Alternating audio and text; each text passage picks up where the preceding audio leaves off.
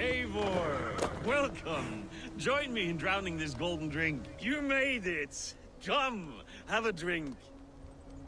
You're a few horns deep already? Yet still floating. Tell me, how did my old friend like his goblet gift? There were other things on his mind. Your man Ulfra, for instance. He died protecting the spoils he stole from Halfdan. Ulfr. Poor Ulfr. I told him to mind your tongue, but he wags it like a slobbering dog. Was Halfdan always so easily riled? No. Riches and glory have shaped him into something new. He's not the same man he used to be.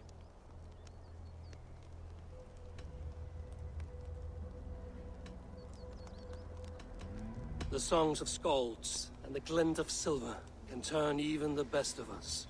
He was a fierce man in days past, but he has lost the bite he once had. He's too careful. He ruminates and hesitates.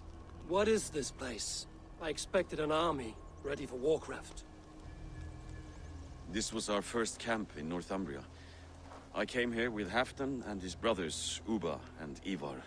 We besieged Jorvik and put King Alla in the cold ground.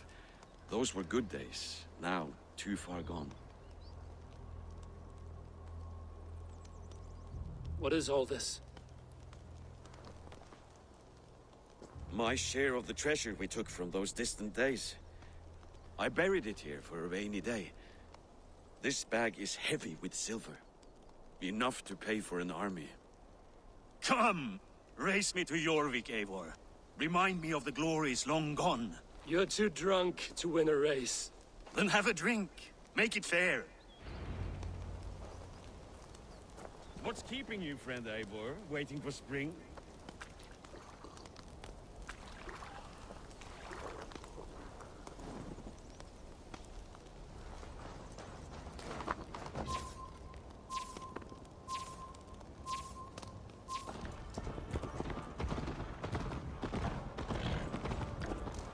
Best not fall off your horse. See you in York.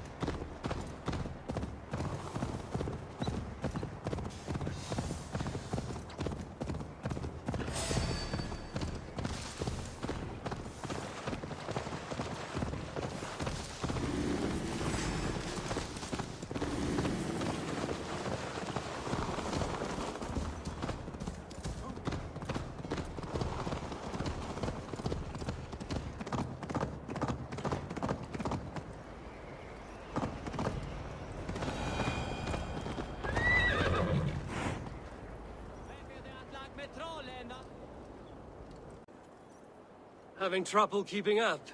My horse must be deeper in the cups than I am. What are we doing in Jorvik? You haven't said. Paying a visit to our kept King Rishi.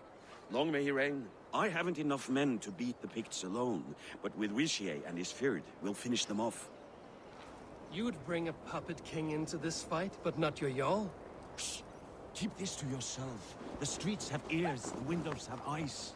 I did not agree to this level of deception. You should have told me this before. Eivor, my friend. If I described my full strategy, we might never leave the Shouldn't camp. be seen here. Throw the light of a fire to the darkness of your plans. Don't do it again. Things are better now, are they not? Ever since Alden. Speak not that blasted.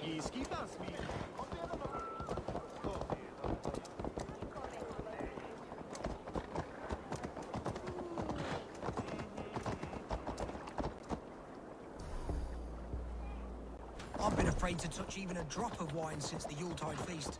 One more reason to stay.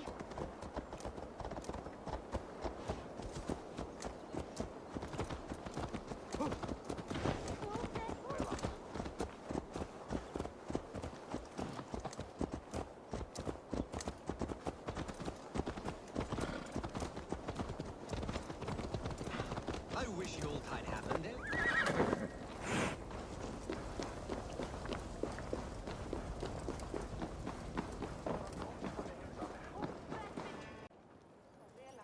Wait.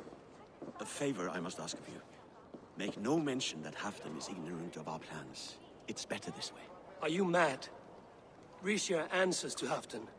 You put this man in grave danger if he defies his master's will. Rishi cannot defy orders he has never heard, no? Trust me. I will take the blame should our plan fall apart.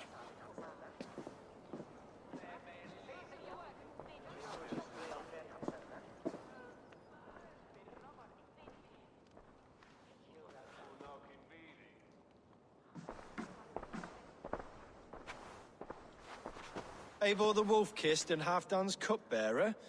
What a curious surprise. I hope the day finds you and Jorvik well. Yes, we scrape by, with what little we still own. But this new war should make us wealthy once again, until our tribute is taken. I smell the bile on your breath, King. Do not forget who is in charge here. Oh, do remind me, Faravid. Yesterday it was Halfdan, but today I hear whispers that you are leading the charge. I am confused. Yes, you answer to Halfdan. And now, he orders one final strike on the Pict stronghold at Magnus. To make war with the North on such a scale will require a hefty amount of silver and a large force of men. My soldiers and silver are pledged already. I expect the same from you. I've given my aid as well. The battle must be decisive. I see. And you have these orders from Halfdan in writing, yes? From the great man himself?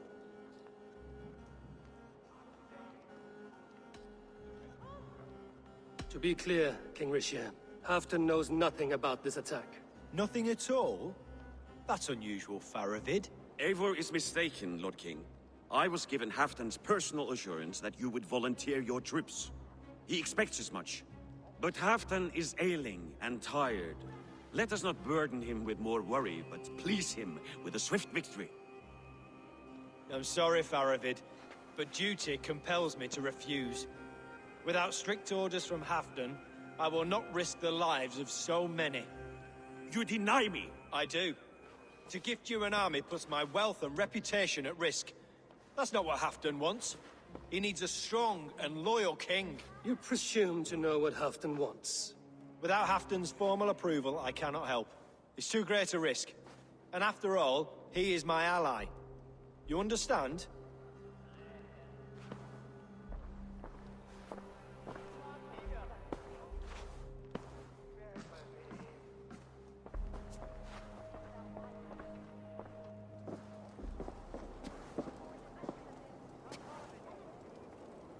I should break your arms for that.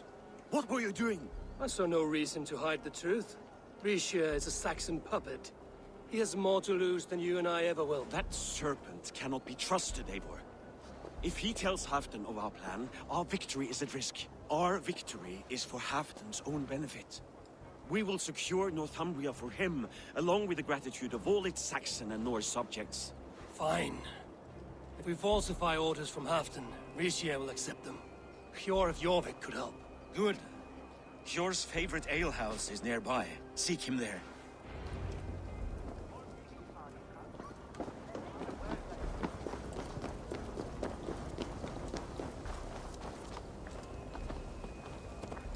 Happened every month.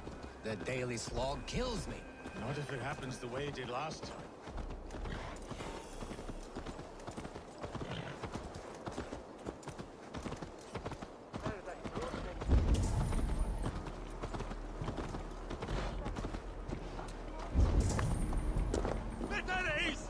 Ale costs more than bread. Things were better under Arden. Hjor, just where I hoped you would be.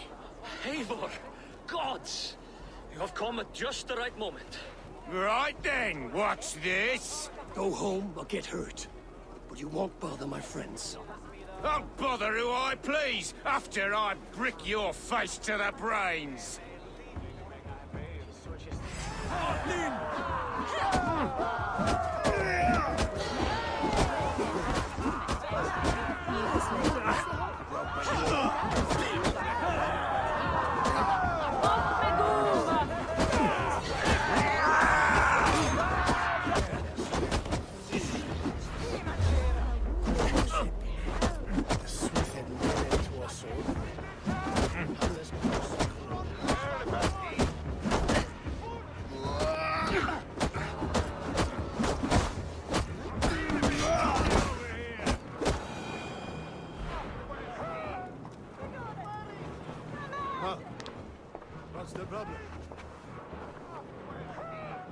Eivor, always the fighter. Thank you, Wolf-Kissed. Those men will wake up soon enough. With greater sense, I hope. What brings you back to Jorvik? Secret errands for Halfdan. I need an army of men to face the Picts in the north. What happened to the silver you took from Aldon? You could hire a band of sellswords with that much. It won't be enough. We need Rishia's Saxons at our side. Any fewer would be a death sentence. Has Halfdan planned an attack he cannot afford? That's not like him. To be clear, Faravid made this plan, not Halfdan. Does Halfdan know of this plan, or? He doesn't, but he's given me leave to act as I must, for reasons I cannot share. Yes, we've heard the rumors, and all our messages have gone unanswered. Can you aid me with some trickery? Help me forge a set of orders from Halfdan himself, to force Rishia's cooperation.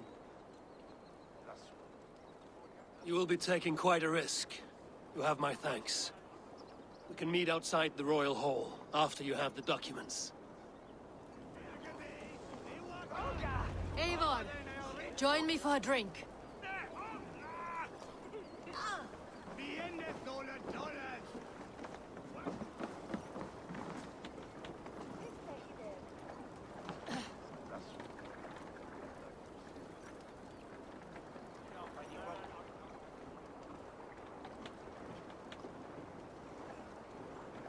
You both seem to have settled well in the city. Yes, we do enjoy the comforts we have here. But I still think about Norway. The cold and the warmth. Stay on the road safe, Eivor. I try to.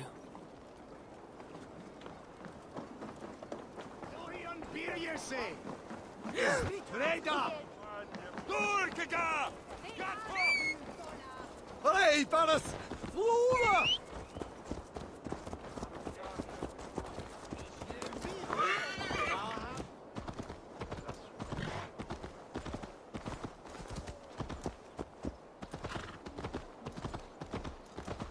What if it happens the way it did last time? Yeah!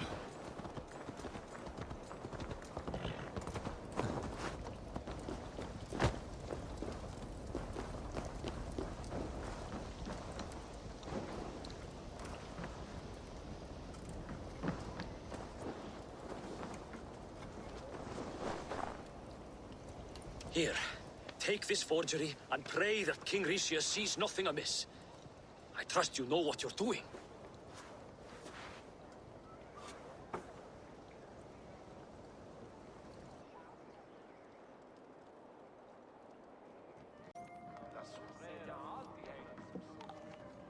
Straight from Halfdan's hand, as you see.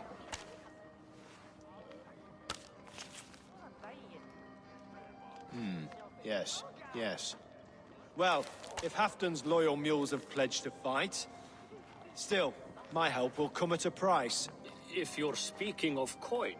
I remind you that your soldiers are mine. Halfdan's, my good man. Halfdan's soldiers, for these are Halfdan's orders. Correct? But I jest. I jest. All is in order, then. If Halfdan commands, I shall raise my feared, and you shall have your fighting army. Good. Get them marching at once. This must happen soon. As soon as they are mustered, Lord Faravid, and no sooner. Eivor, a moment with you? I'll meet you at Stenway.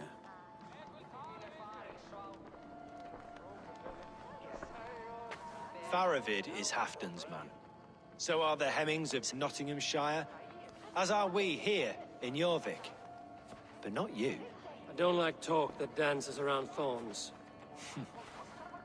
For whom are you fighting, truly?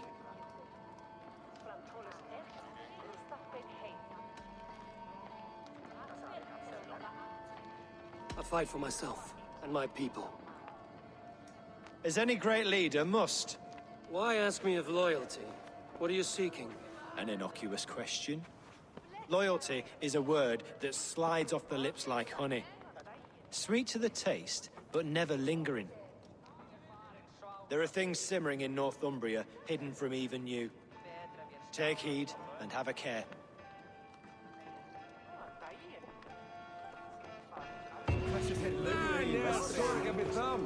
Faravit should be waiting at Stenley.